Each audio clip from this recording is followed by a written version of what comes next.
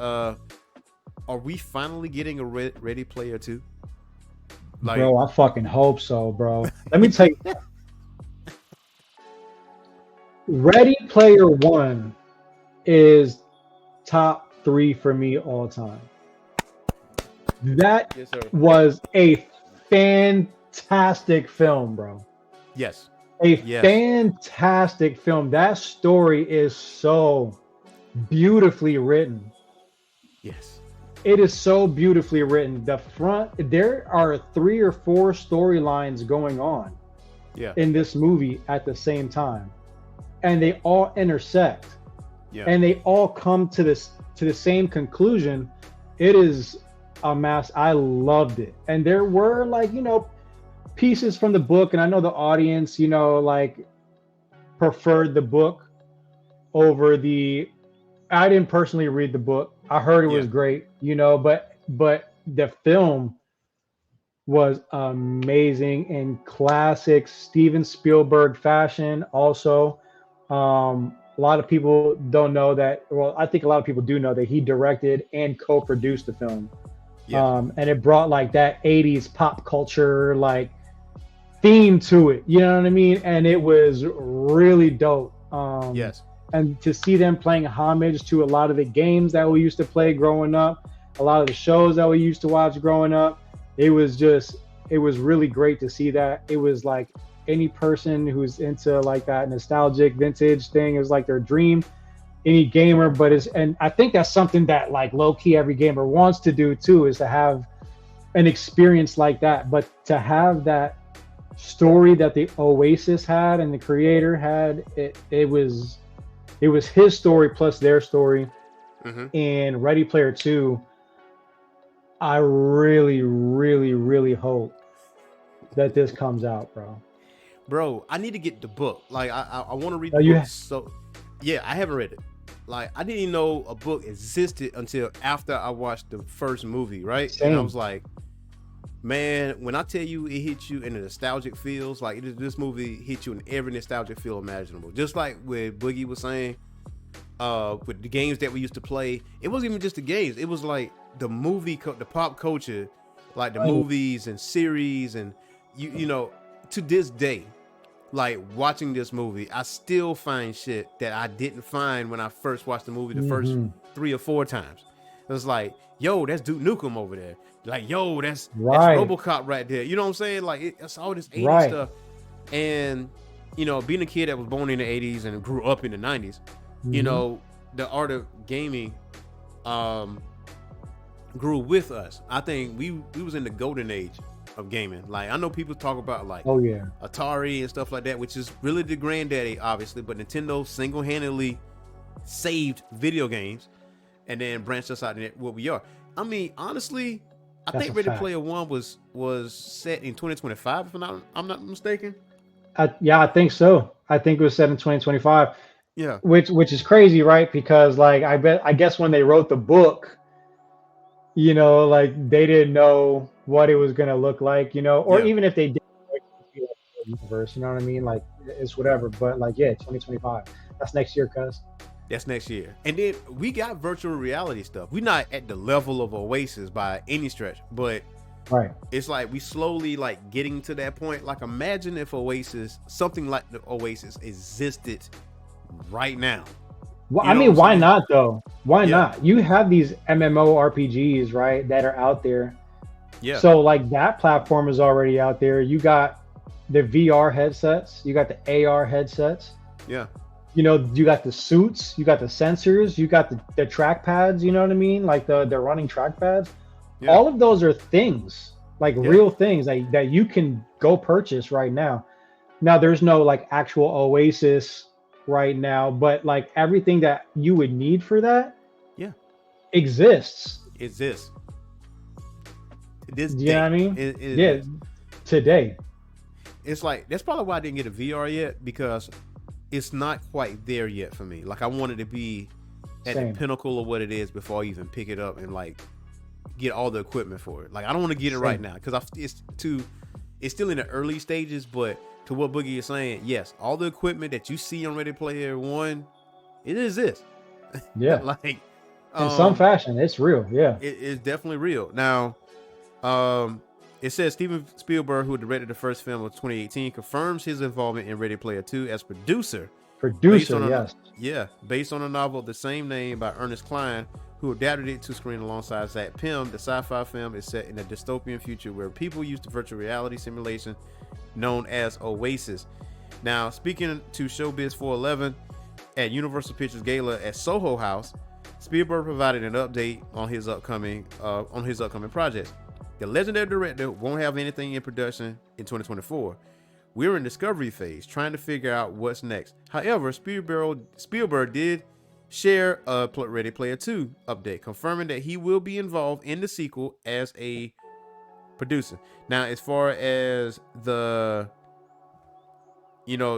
going on with it, it says it announced that a film adaptation was in the early stages of development, and despite Kline's comment, coupled with Spielberg confirming his involvement, it hasn't officially received the green light from Warner Brothers. And Spielberg's involvement with Ready Player 2, even as producer, is still somewhat surprising considering he has generally been averse to sequels throughout his illustrious career outside Indiana Jones and Jurassic Park. So, do you know the difference between the producer and the director? Do you know like what their jobs like consist of? Because I wonder like if going from director to if that's going to create like any kind of shift, I guess. I think as a director, you're responsible for the hiring of the actors and getting them in place and everything else. Now, for a producer, I know that's different as far as like setups and what the vision is, and I think we work closely with the director. But I think since Spielberg is a director, one of the best directors we ever known. Yeah, he's gonna do both. Like in one way. Yeah, right. Facts. Yeah. And whoever's gonna be the director is probably gonna be like, all right, that's Steven Spielberg. Who the fuck am I to say no? You know what I'm saying? Like, yeah, you got it, OG. You got it. Yeah, whatever you need. Yeah. So I think you're right. I think that's really cool, man. Because I think that vision that he brings is what made Ready Player One. So, because again, like Toriyama, you could spot a Spielberg film. Yes, you could definitely spot a Spielberg film. You could spot a Quentin Tarantino film. You know what I'm saying? Like there's just certain producers, or there's certain directors. You know what I mean? That is just like that's their thing. Them. That's their thing. Them. So I think having a role that's a little bit more elevated than a director. Which I've hearing that explanation, which I feel like is. Yeah. I don't know. I think this is gonna be fire, bro. I'm after hearing that, I'm 10 times more excited than I was earlier. Yeah, and I can't wait. Considering how Ready Player One ended, with the main character having, complete autonomy, right to the Oasis, right to Oasis, even though he had like limits on how long people can stay in Oasis because of his life lessons and all that. Yeah, like what you said about knowing the directors in their films, like Tarantino, he's obsessed with timelines. Like he'll bring you back and forth, and then get you to the current by the end of it. Like give you a full understanding of what's going on, and it's vulgar, it's in your face, and it's always been that way. Yeah, Zack Snyder obsessed with slow motion. That any Zack Snyder film is going to have slow motion in that bit. It's going to have it. That's fun. It's going to have it. Like it's easy. That's like funny. Dawn of the Dead had slow motion in that Joker. Like, yeah, you're right, bro. Yeah, like Justice League, the Zack Snyder, the Snyder cut, slow motion in it. That's Rebel crazy. Moon on Netflix, slow motion. Slow motion. Yeah, that's his thing. Good point. That's crazy. Like Spielberg have elements of a story where it's family oriented, but it's like hidden life lessons like taught in those, but at the same time it's like a spectacle. It's an adventure. Every Spielberg film feels like you in an adventure film, like you in the movie. And that's just what it is. But I can't wait. I need to get the book. I need to read Ready Player One and see what's the differences between the movie and the book. I'm gonna definitely read that from cover to cover, because I'm going to Amazon. I'm copying. Yeah, me too. I definitely need to read the book. I Yeah, definitely need to read the book because like I have heard that it's way better. But you know yeah. how like when you read the book and then you watch the movie, you're like the book is better. I wonder if it's the other way around. Like if you watch the movie and that's all you could think about, and then you read the book and you're like, that's not how that shit go. Even though you know the book came out first, you know, you're like, Yeah. this shit ain't right. This is that bullshit. Is that joke, man? Yeah. Especially So since I felt so passionately towards the movie. You know what I'm saying? Since I enjoyed the movie so much. yeah, you But know, you know, I keep an open mind, obviously. You know what I mean? And yeah, like I definitely want to read the book. And I know you said earlier that it hasn't been given the green light by Warner Brothers, but I thought it has been confirmed. It's just like in its early, and it's still in its infancy. yeah. Now Spielberg did say he's not working on anything in 2024. So if we're looking for it to come out in 2024, it ain't happening. Oh no.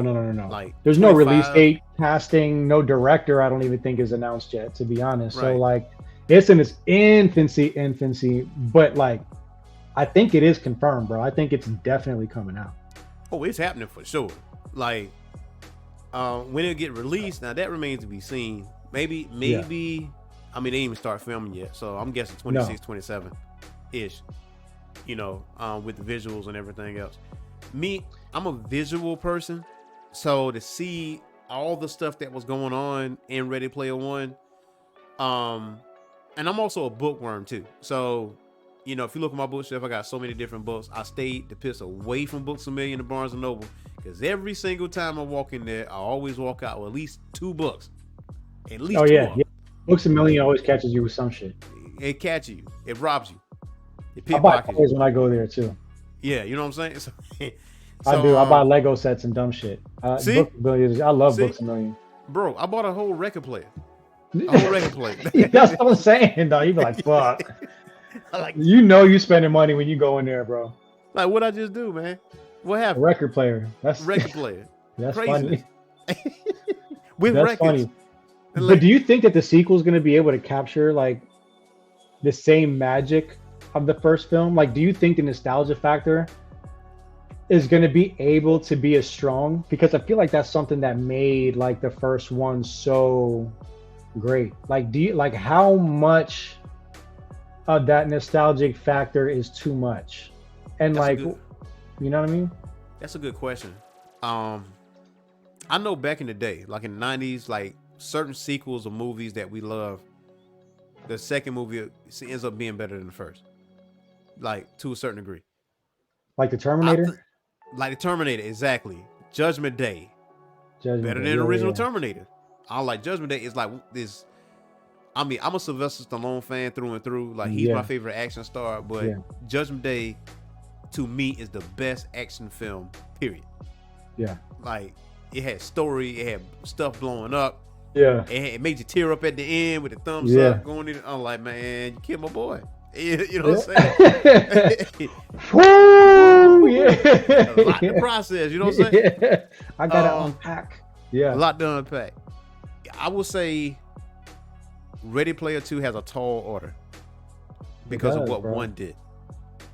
And even then though, I think it has potential to be as good as one because even those Easter eggs that was in the background, you could just bring those Easter eggs to the forefront. Like yeah, I guess that's true. right. I guess Like that's true. have more Chucky bombs. you know what I'm saying? Like that Have was people riding hilarious to some, me. have some people riding some chocobos.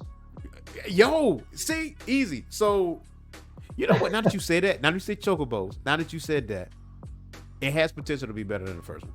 Yeah, It yeah. has potential to be better than the first one. There's a lot of games that weren't touched. There's a lot of pop culture like between the 80s and 90s, and not all of it Yeah. was shown like in there. You know what I mean? Or even the early 2000s, or even like present day. You know what I mean? Like there's going to be a lot of references, a lot of cameos. And I agree. I think that Ready Player 2 is gonna be able to bring that same exact magic because there's just so much source material. Yes. And Ready Player 2 obviously is a book in itself already. Yeah. So they have that source material also. So I think going off of all of that, I think they have the ability to make something way better than Ready Player One. No doubt about it. No doubt about it. I'm like, what if they're like they have to put in a code to get something, right? Like, you know, Mm-hmm. like we used to do back in the day, it pull out like a Sega Genesis controller. You got to do, or Nintendo controller, down, down, stuff like that. Like, you can. There's some stuff that hasn't been that wasn't touched. I think we just hold Ready Player One close to the chest because it hit us in the feels. Like, I watched it today. like, You watched Ready Player One today? I watched Ready Player One today. So, because it's on Netflix. You know, It is FYI on for the Netflix. listeners. I watched it like a couple of weeks ago. My fiance and I, we watched it like a couple of weeks ago, and the whole time we were just like, "This is such a good movie, bro! Like, this is a great movie." And she's not like a video game head, you know what I'm saying? Like, she likes that kind of stuff. She likes the old vintage stuff. She likes those 80s and 90s movies, you know what I mean? But she was just like, "Bro, this is such a great story," you know what I mean? And I completely agree. Everything about that movie was on point, and I cannot wait for Ready Player 2. I can't either, man. It just don't let us wait too long, man. Shit. Like, that's the type of shit. That's the type of time they be on, like, for the most part.